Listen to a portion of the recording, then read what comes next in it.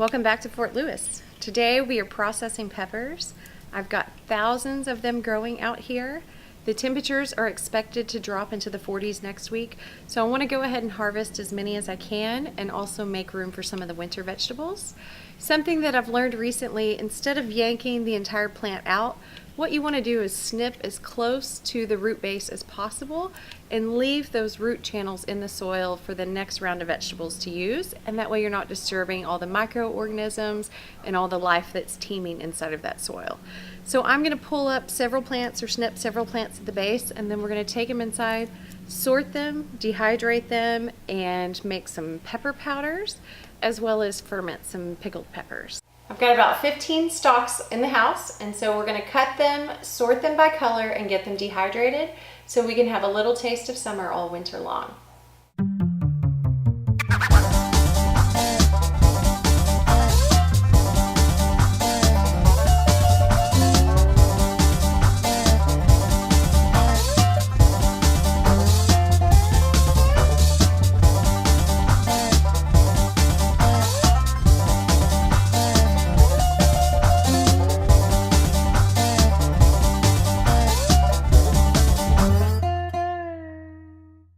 Okay, everything is sorted. The next step is to load the dehydrator.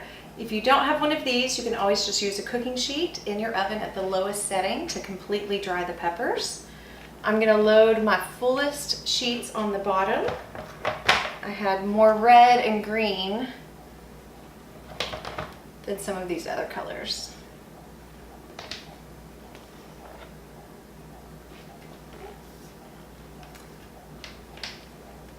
This particular model is really easy to use. Just put the lid on, click a button, and off it goes. We're going to let this go for a day or two until the peppers are completely brittle and dry, and at that point we'll put them in a food processor and grind them into a fine powder. Welcome back. We've been drying our peppers for a few days. This machine only has one setting, so it took quite a while. But everything is papery and it seems like we've gotten all the moisture out. We've separated them by color and have also taken all the stems off the tops of them. And so the next step is going to be to try to grind them into a fine powder. The most powerful little blender I have is my NutriBullet. I'm hoping it will do the trick. The tutorials that I saw online, they were using like ninjas. So let's see if this little baby can do the same thing. I think I'll have best luck if I do these in really small batches. And I'm using my, it's like the grain blade. If this doesn't work, then I'll try my other blade, but I think this one might be best for this job. This is the one that I would use to make like oat powder or oat flour. Okay, this is gonna be noisy.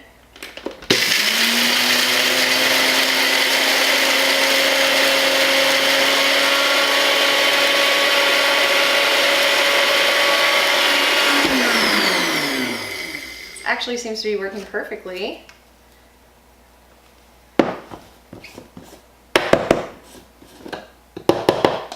Oh yeah, this is making a nice fine powder. And I'm gonna take this, I actually might run it one more time so it's all the same consistency. It's hot. I'll run this for another few seconds.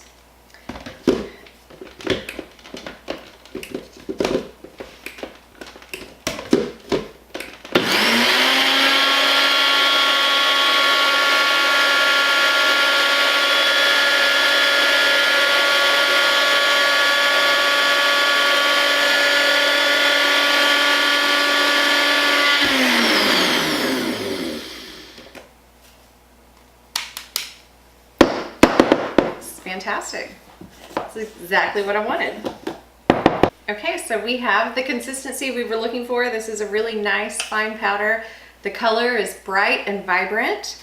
I'm not sure we'll have as much luck with the green peppers. They're kind of like a tan brown color. But I'm going to just use a funnel, and I've got some clean spice jars, and I'm going to process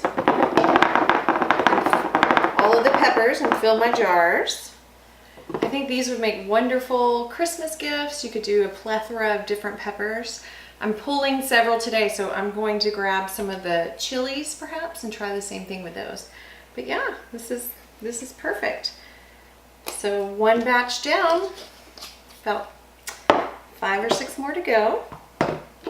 It smells very hot and the tips of my fingers are burning from de-stemming these. So I think I know what I'm gonna get, but before I take the time and effort to process all the rest of them, I just wanna make sure that it's good. So give it a little shot.